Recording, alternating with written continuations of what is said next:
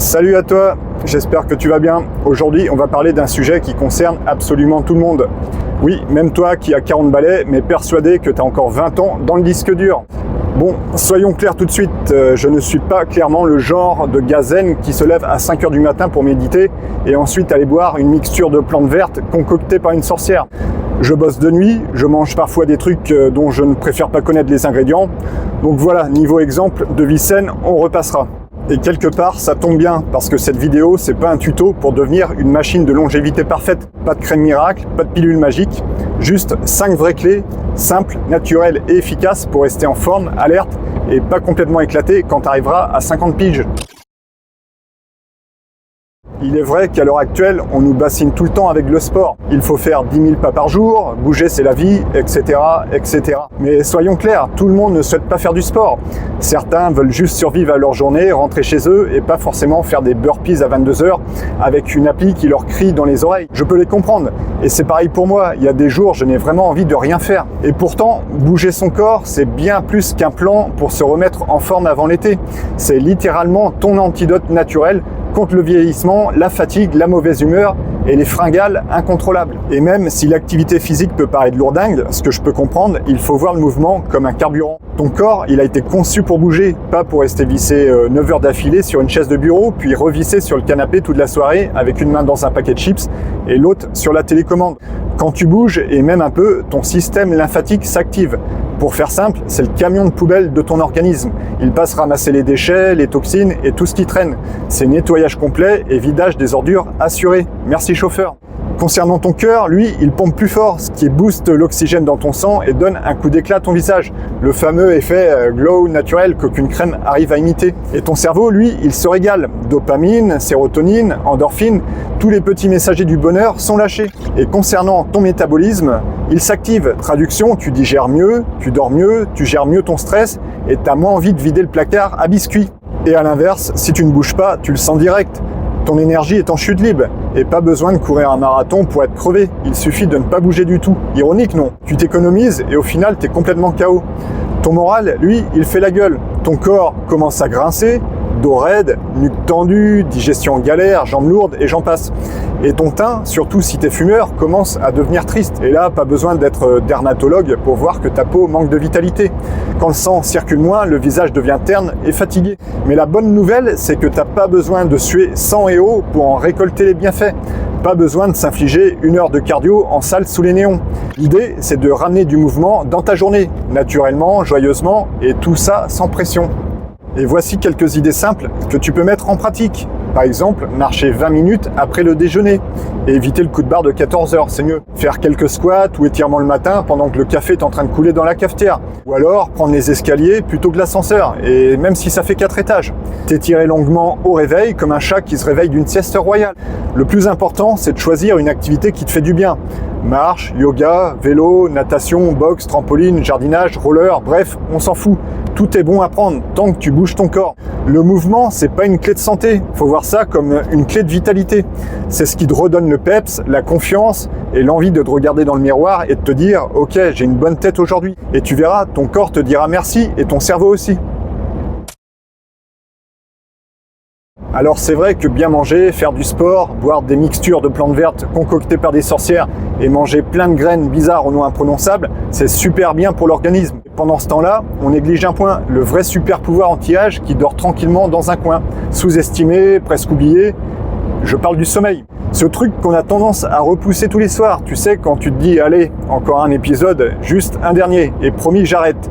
Puis tu te réveilles le lendemain, la gueule enfarinée, collée à ton téléphone, avec Netflix qui te demande si t'es toujours vivant. Et pourtant, le sommeil, ce n'est pas juste du repos, c'est ton labo secret, ton spa intérieur, ton chirurgien esthétique naturel qui bosse gratos pendant que tu rêves que t'es en vacances à Bali. Et pendant que tu dors, ton corps se met en mode régénération. Ta peau se répare littéralement et ton visage fait un ravalement de façade. Tes hormones, elles s'ajustent. Moins de stress, moins de fringales nocturnes, genre éclater le paquet de choco en pleine nuit, et plus de bonne humeur au réveil, surtout si t'es pas du matin comme moi. Et ton cerveau, pendant ce temps-là, il fait le ménage. Il trie les infos, efface les fichiers inutiles et recharge la batterie. Mais à l'inverse, quand tu dors mal ou pas assez, et au passage, petit bonjour aux insomniaques chroniques qui sont scotchés sur TikTok jusqu'à 3 h du mat', ton corps et ta peau vieillissent plus vite que prévu. Et non, t'as même pas besoin d'un filtre pour t'en rendre compte.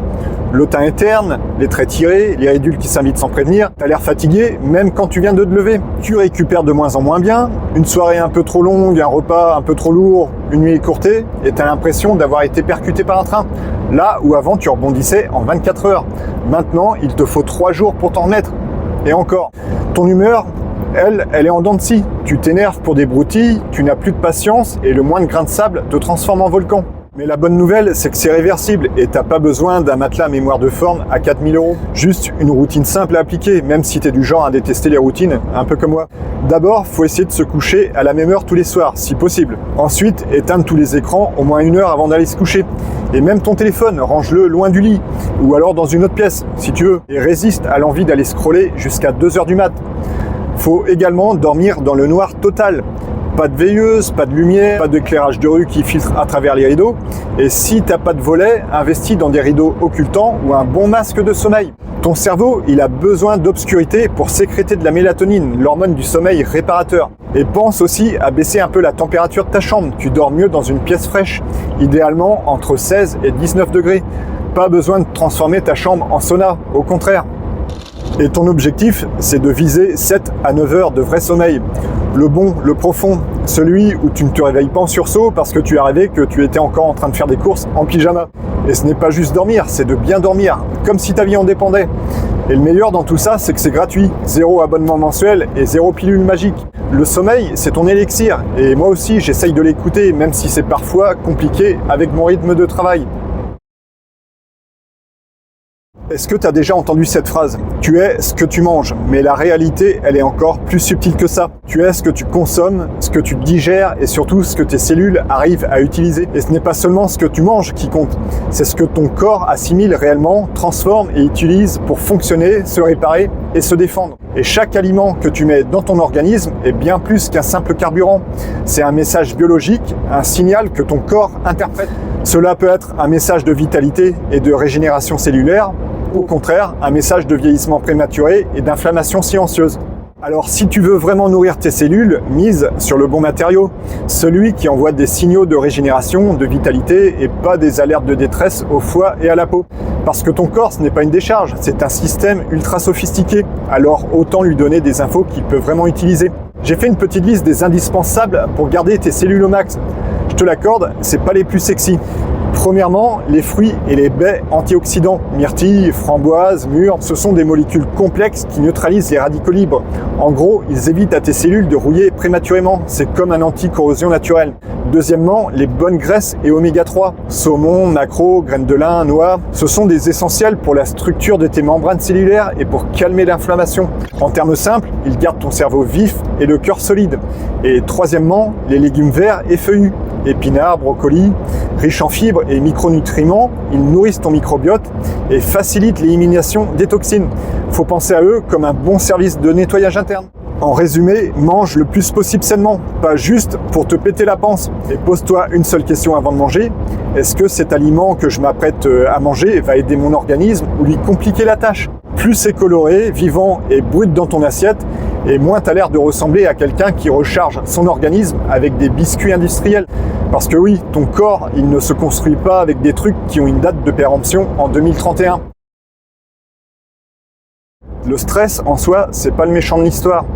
À la base, il est même plutôt utile. Il te protège, te réveille, te fait courir quand il faut fuir. Mais le vrai problème, c'est le stress chronique, celui qui s'incruste et qui ne prend jamais de pause, qui s'installe un peu comme un coloc relou et te siphonne toute ton énergie petit à petit. Et quand tu restes tendu trop longtemps, ton corps se met à produire du cortisol non-stop.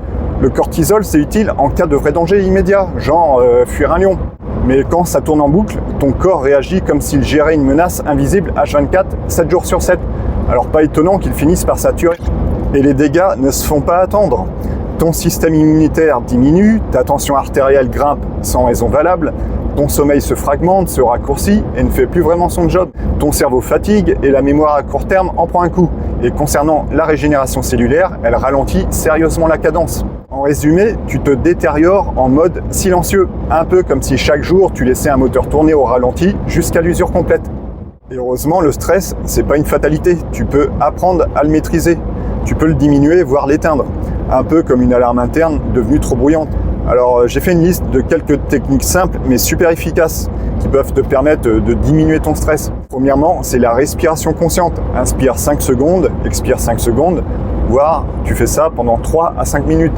Ça fonctionne comme un bouton reset pour ton cœur et ton cerveau. Deuxièmement, c'est la marche en forêt. C'est un combo gagnant, remplir tes poumons d'air frais et se recharger avec l'énergie des arbres. Troisièmement, c'est l'écriture libre. Tu vides ton sac, tu écris tout ce qui te passe par la tête. Quatrièmement, c'est de pratiquer une activité. Bouger son corps sans finir en mode gymnaste pro. Cinquièmement, parler à quelqu'un. Ça te libère d'un poids, ça fait du bien. Le but, c'est pas de fuir le bruit du monde et d'aller élever des chèvres dans le Larzac. Mon objectif, c'est de garder la tête froide, même quand tout s'emballe. Le stress, tu ne peux pas l'éliminer totalement. Il fait partie du décor. Mais tu peux éviter qu'il s'incruste comme ce fameux coloc relou qui mange toute ton énergie. On parle beaucoup du corps quand on parle de longévité. Mais le mental, les émotions, le lien aux autres, c'est tout aussi essentiel. Vieillir, ce n'est pas juste une affaire de rides, c'est une affaire de vitalité intérieure. Et ce qui garde ton cerveau jeune, c'est la curiosité, l'envie d'apprendre, le plaisir de créer et le lien humain. Ton cerveau adore ça. La nouveauté, le challenge, l'échange, l'inattendu.